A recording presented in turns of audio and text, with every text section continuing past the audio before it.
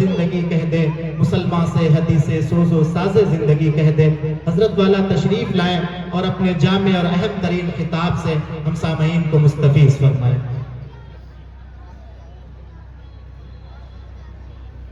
جو لوگ بھائی ادھر ادھر کھڑے ہیں اب تو بیٹھ جائیں۔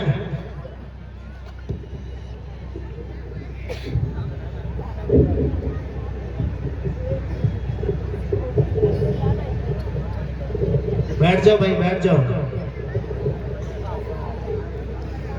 لوگ سنتے نہیں۔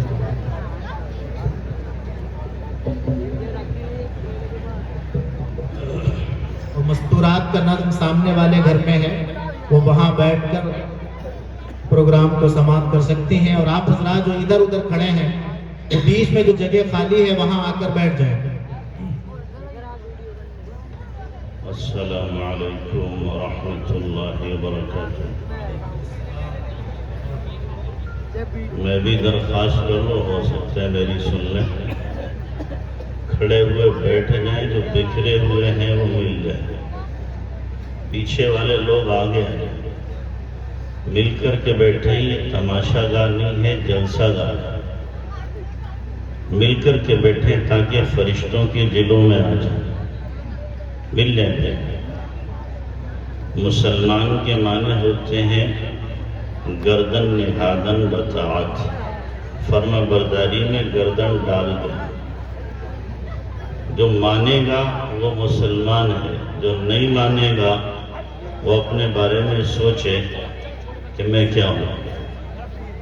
مل کر کے بیٹھے، ماشاءاللہ۔ اللہ آپ کو خوش رکھے، اللہ آپ کو جزائے خیر دے، دونوں جہاں کی عافیتوں سے خوشیوں سے مالا مال فرمائے۔ ماننے والے ہیں ماشاءاللہ۔ الحمدللہ وکفی وسلام علی عبادہ الذین اصطفی، اما بعد فاعوذ باللہ من الشیطان الرجیم، بسم اللہ الرحمن الرحیم۔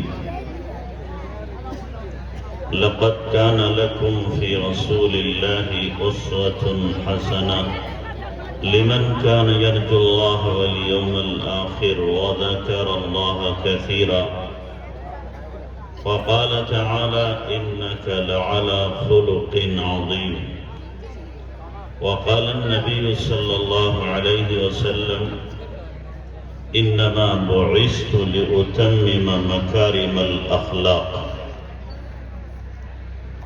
سبحان ربك رب العزة عما يصفون، وسلام على المرسلين، والحمد لله رب العالمين۔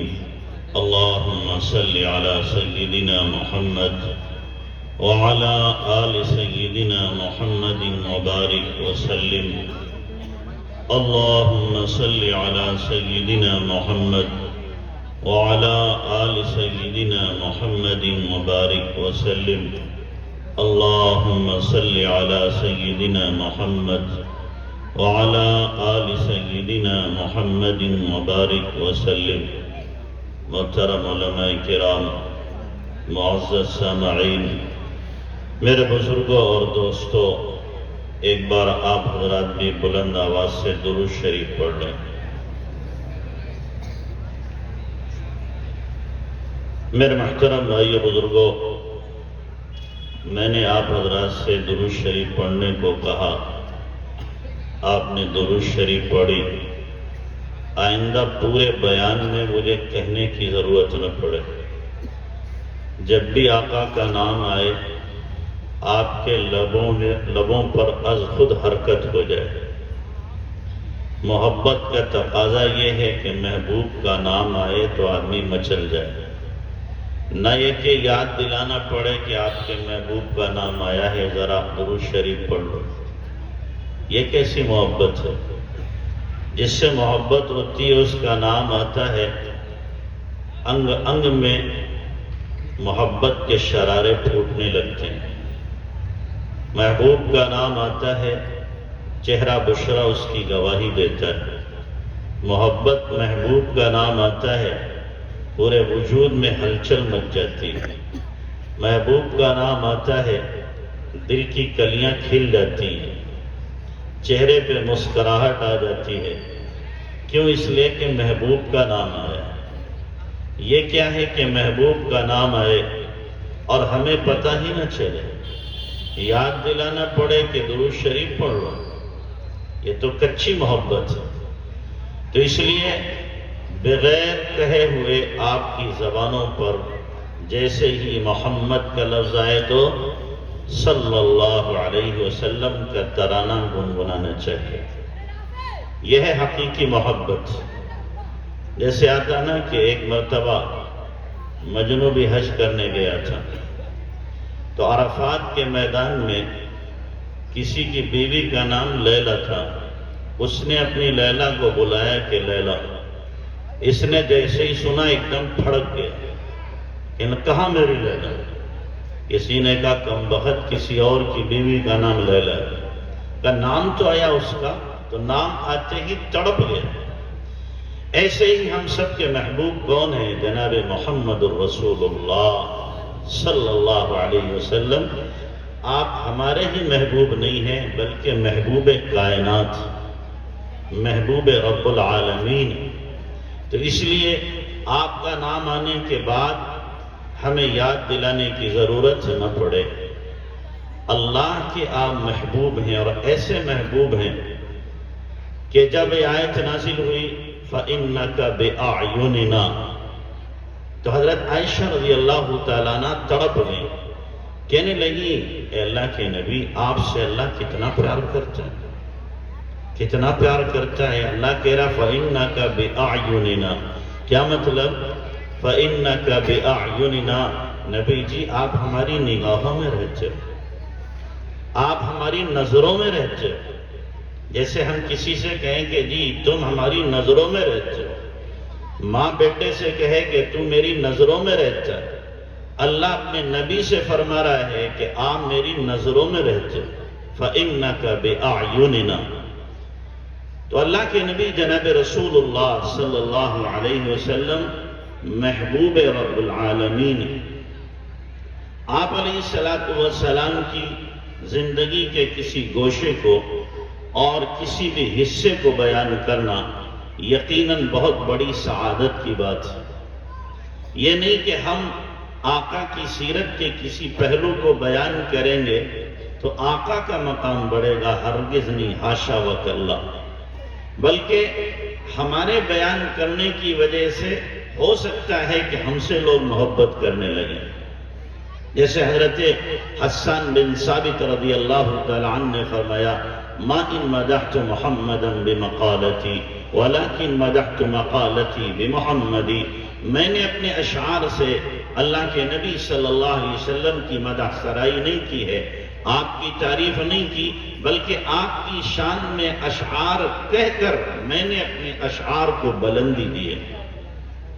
تو جو اللہ کے نبی صلی اللہ علیہ وسلم کی سیرت کو بیان کرتا ہے وہ حقیقت میں اپنا مقام بلند کرتا ہے. وہ اللہ کے نبی صلی اللہ علیہ وسلم کے سیرت بیان کرنے والوں کی فہرست میں اپنا نام درج کراتا ہے.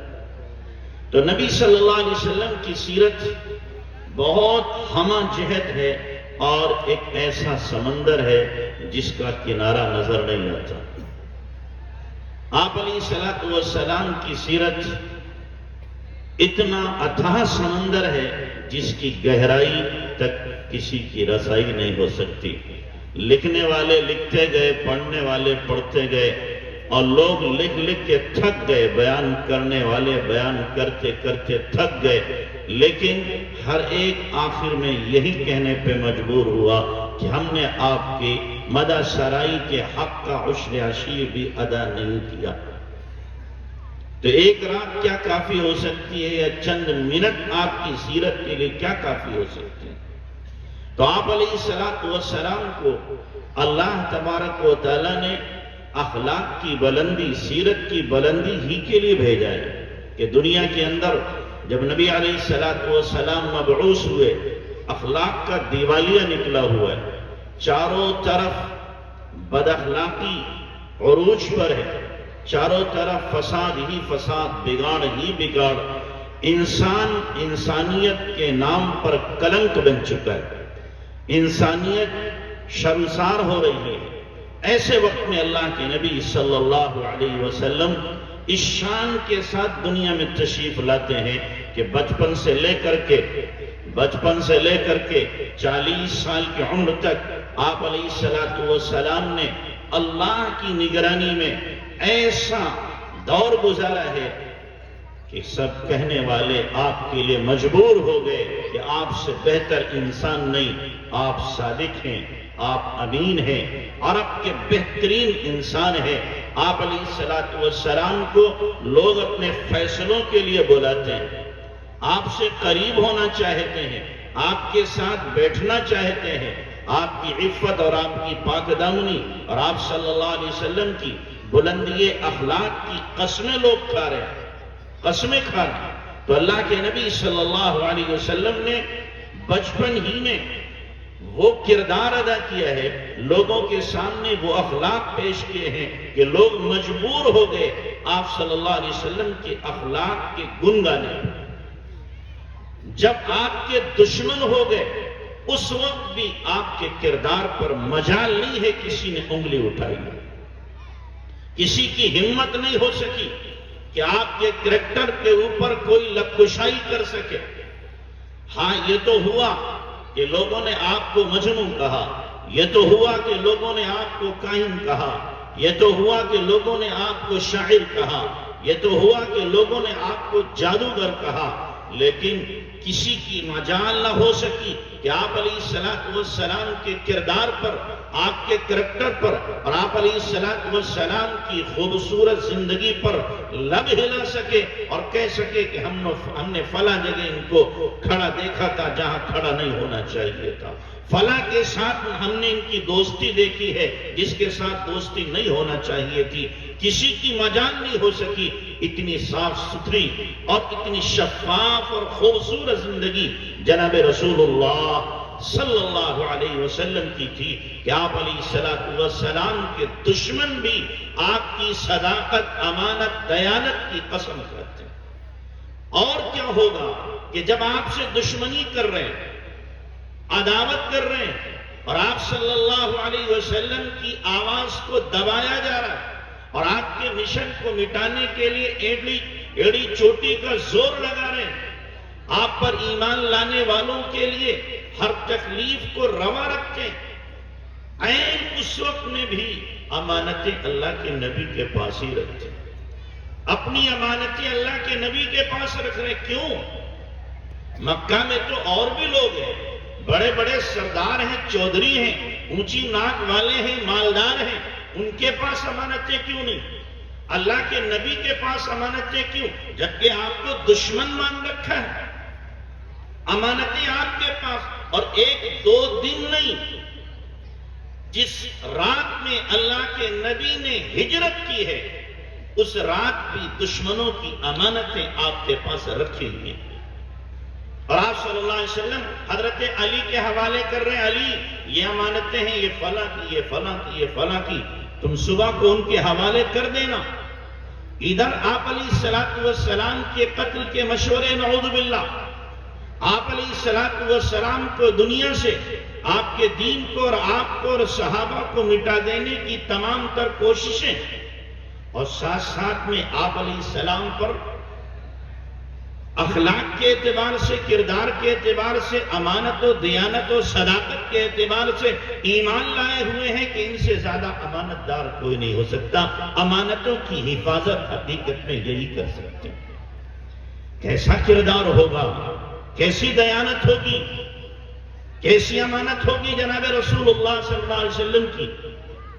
اور آج مجھے معاف کرنا، آج کا ماحول یہ ہے کہ مسلمان امانت میں اتنا پیچھے ہو گیا، اتنا پیچھے ہو گیا کہ اللہ کے نبی صلی اللہ علیہ وسلم نے جو فرمایا تھا قرب قیامت میں لوگ تلاش کریں گے امانت دار کو اور مثالاً کہا جائے گا فلاں آدمی امانت دار ہے، یعنی باقی سارے کیا ہیں؟ خیانت کرنے والے ہیں، خال خال اکا دکا آدمی امانت دار ہوگا، حالانکہ مسلمان کی علامت یہ تھی کہ ہر مسلمان امانت دار ہوتا۔ یہ تو منافق کا عمل تھا، منافق کی زندگی تھی۔ منافق کے بارے میں آقا نے فرمایا تھا کہ منافق کی علامت کیا ہے؟ اذا تمین خانا، جب امانت رکھی جائے تو خیانت کرے گا۔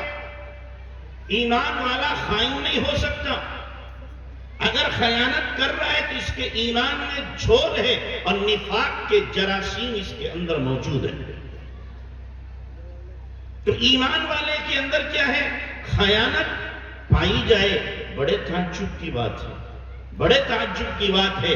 ہمارا تو حال ایسا ہونا چاہیے تھا، ایک ہمارا برادر وطن ہوتا جو ایمان والا نہیں ہے، وہ بھی ہماری دیانت کی قسم کھاتا، ہماری امانت کی قسم کھاتا، ہمارے اخلاق کی قسم کھاتا، لیکن معاف کرنا اب اس کا الٹا ہو رہا۔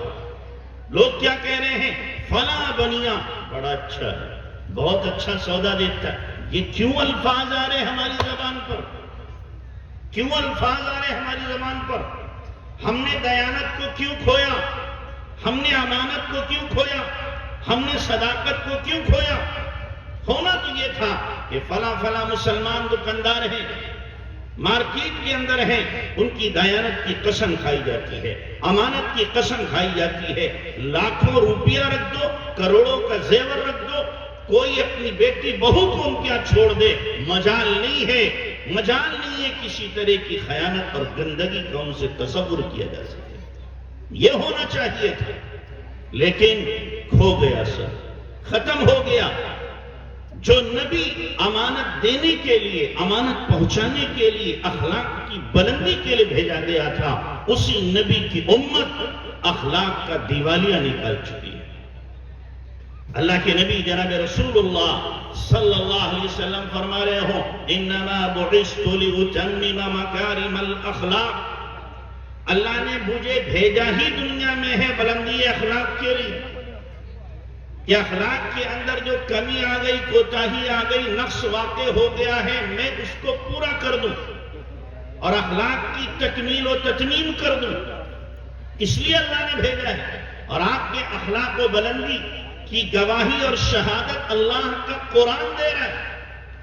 اللہ تبارک و تعالیٰ قرآن میں فرما رہا ہے، اِنَّكَ لَعَلَىٰ خُلُقٍ عَظِيمٍ، آپ اخلاق کی بلندیوں پر ہیں، بلندیوں پر ہیں۔ یہ کس وقت اللہ کے نبی صلی اللہ علیہ وسلم پر آیت اتری؟ جس وقت ایک مکہ کے دیوانے نے اللہ کے نبی صلی اللہ علیہ وسلم کو فرمایا تھا کہ آپ دیوانے ہو، آپ مجنون ہو، آپ پاگل ہو۔ اللہ کے نبی کو کہا تو اللہ تبارک و تعالیٰ نے فرمایا، نون والقلم وما یسطرون ما انت بنعمت ربک بمجنون، اللہ کے کرم سے آپ دیوانے نہیں ہیں، وانک لعلی خلق عظیم، آپ اخلاق کی بلندیوں کو چھونے والے ہیں۔ اور جس بدبخت نے آپ کی شان میں یہ جملہ بولا تھا کہ آپ دیوانے ہیں، اللہ تبارک و تعالیٰ نے فرمایا، آؤ ہم بتاتے ہیں اس کی اوقات کیا ہے، اس کا کردار کیا ہے، یہ کتنے پانی میں ہے، ہم بتاتے ہیں۔ اللہ کو جلال آیا، اللہ کو غصہ آیا۔ یہ ایسا ہی ہے جیسے آپ کا بیٹا باہر دروازے سے نکلا، کوئی عورت آپ کے بیٹے کو کہے کہ تو بڑا گندا ہے، بڑا نالائق ہے، ماں اندر سے سن رہی ہو، میرے بچے کو کہا جا رہا ہے، ماں خاموش رہے گی، دروازہ کھولے گی اور پھٹ پڑے گی اور کہے گی تو گندا، تیرا باپ گندا، تیری ماں گندی، تیرا خاندان گندا، تیرا کنبہ گندا، تیرے ماں باپ اور بھائی بہن سب گندے، سب کو بخان دے گی ایک طرف سے۔ کیوں؟ میرے لاڈلے کو، میرے آنکھ کے تارے کو تو نے گندا کہا ہے، تیری یہ مجال، تیری یہ ہمت۔ جتنی ایک ماں اپنے بیٹے سے محبت کرتی ہے، اللہ اپنے نبی سے اس سے سینکڑوں